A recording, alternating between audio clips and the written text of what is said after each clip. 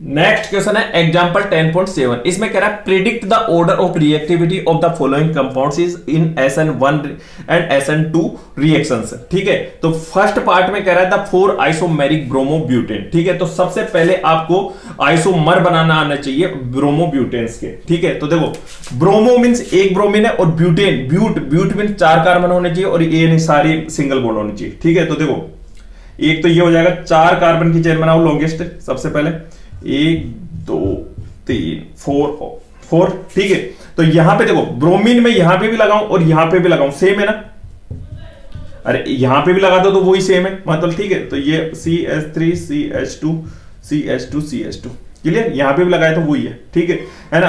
और अगर देखो 4 कार्बन की चेन में 1 2 3 और 4। ठीक है, अगर ब्रोमीन देखो यहां लगाओ सेम मतलब एक तो ये हो गया और एक यहां पे लगाओ सेम है।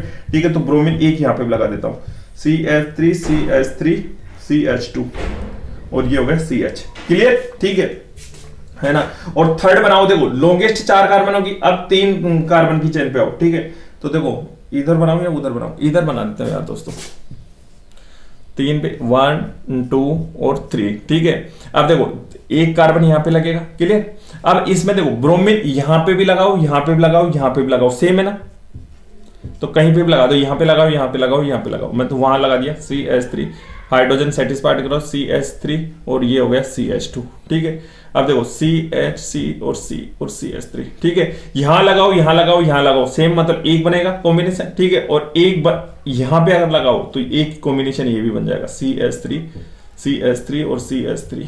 ठीक है, 4 हो गया। क्लियर, ठीक है, तो ये 4 आइसोमर्स बन गए ब्रोमोब्यूटेन्स के। ठीक है, तो अब अपने को क्या बताना है SN1 एंड SN2 रिएक्शंस के लिए। ठीक है, तो देखो इसमें ये जो बाकी बचे हुए the nature of the leaving group मतलब सब में देखो ब्रोमीन है।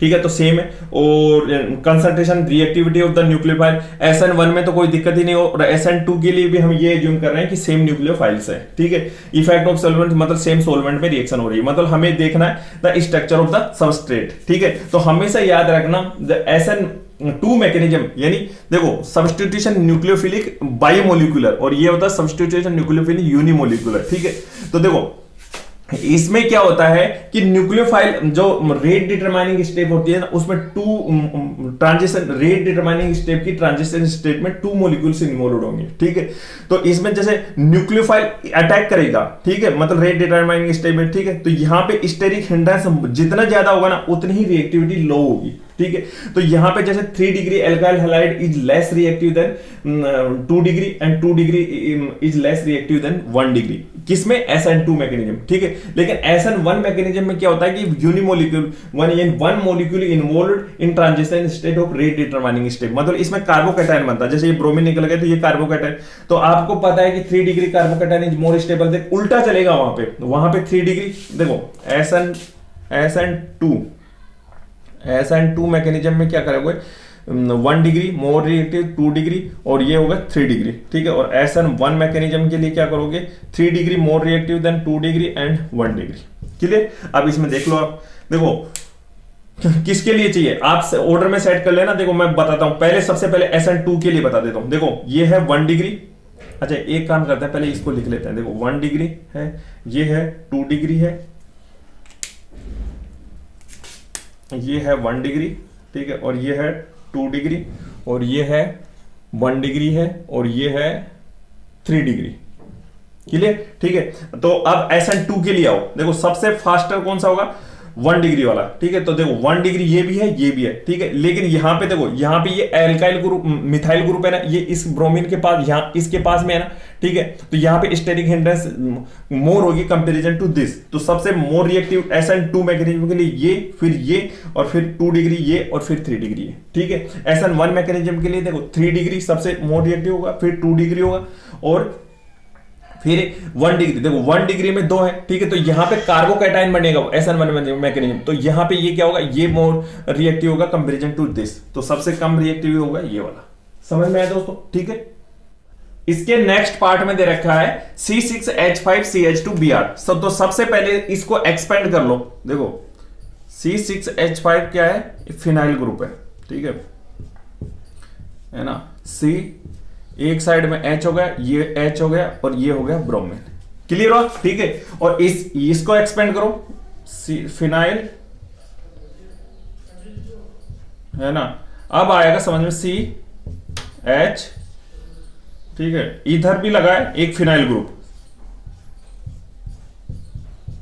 और ये हो गया ब्रोमीन, क्लियर। इसको एक्सपेंड करो, देखो C6H5,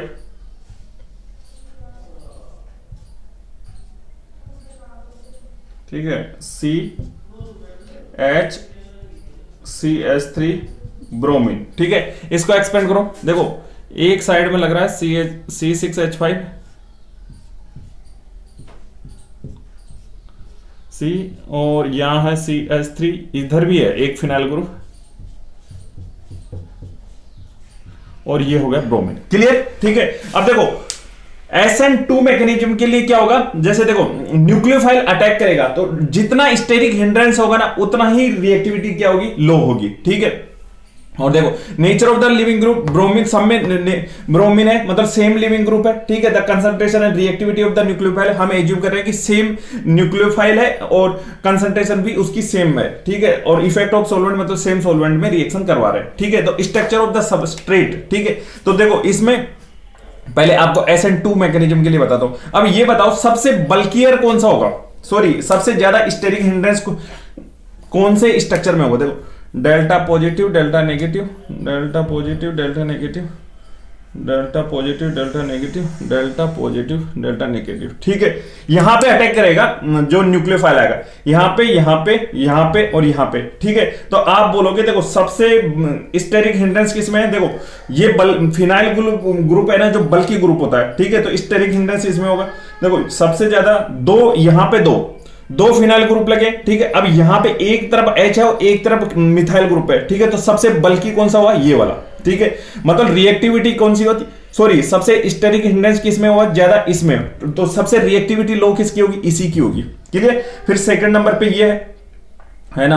और अब इसमें देखो दोनों में फिनाइल ग्रुप है, ठीक है। इनमें दोनों साइड में H और इधर एक CH3 ग्रुप है, ठीक है। तो स्टेरिक हिंड्रेंस इसमें ज्यादा होगी कंपैरिजन टू इसमें। तो SN2 मैकेनिज्म के लिए सबसे रिएक्टिविटी फास्टर किसकी होगी, इसकी, फिर इसकी होगी, और फिर इसकी होगी, और फिर इसकी होगी, क्लियर है ना। मतलब इसकी रिएक्टिविटी सबसे कम होगी, क्लियर। अब SN1 मैकेनिज्म में आओ, उसमें क्या होता है, कार्बोकैटायन बनता है, ठीक है। मतलब ब्रोमीन निकल गया तो ये कार्बोकैटायन बन जाएगा, ठीक है। तो अब देखो यहां पे दो फिनाइल ग्रुप लगे, यहां दो फिनाइल ग्रुप लगे, तो कार्बोकैटायन स्टेबल कौन होगा, बाय फिनाइल ग्रुप रेजोनेंस के थ्रू इसको क्या करेगा, स्टेबलाइज करेगा, ठीक है। तो देखो यहां पे एक H है और यहां पे CH3 है, ठीक है। तो CH3 भी इंडक्टिव इफेक्ट के थ्रू स्टेबलाइज करेगा। तो सबसे ज्यादा मोर स्टेबल कौन सा कार्बोकैटायन होगा, ये वाला, ठीक है। मतलब दो फिनाइल ग्रुप, एक CH3 ग्रुप, ठीक है। तो सबसे रिएक्टिविटी इन SN1 मैकेनिज्म में किसकी होगी, इसकी होगी, ठीक है। सेकंड नंबर पे इसकी होगी, और फिर थर्ड नंबर पे इसकी होगी, और फिर फोर्थ नंबर पे इसकी होगी, क्लियर। तो इनको ऑर्डर में आप सेट कर लेना, यानी उल्टा हो गया ना सारा, यानी SN2 और SN1 मैकेनिज्म। SN2 में सबसे फास्टर ये होगी, सॉरी SN1 में फास्टर, और फिर होगी ये, और फिर होगी ये, और फिर ये होगी। और SN2 मैकेनिज्म में सबसे फास्टर ये होगा, और फिर ये होगा, है ना, और फिर ये होगा, और फिर ये होगा, ठीक है।